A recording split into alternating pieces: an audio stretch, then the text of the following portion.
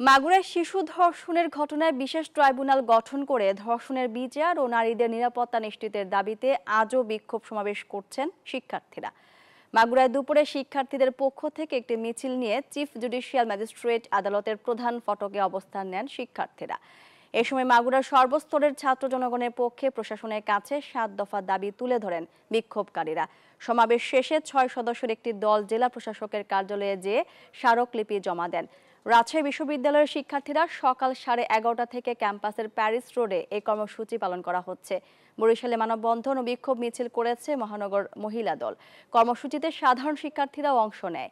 নগরীর অশ্বিনী কুমার হলের সামনে ধর্ষকদের বিচার দ্রুত সময়ে কার্যকরের দাবিতে এই কর্মসূচি পালন করা হয়।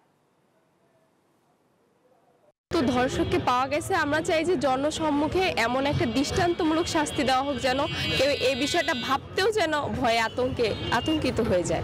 সর্বোচ্চ শাস্তি যেটা নারী ও শিশু নির্যাতন দমন আইন অনুযায়ী মৃত্যুদণ্ড, সেটা কার্যকর করে আমরা আসলে একটা ইন্টারিম গভর্নমেন্টকে একটা মেসেজ দিতে চাই এবং যারা ধর্ষক সমাজের নরপিশাচ তাদেরকে একটা মেসেজ দিতে চাই, ধর্ষকদের সর্বোচ্চ শাস্তি আসলে মৃত্যুদণ্ড।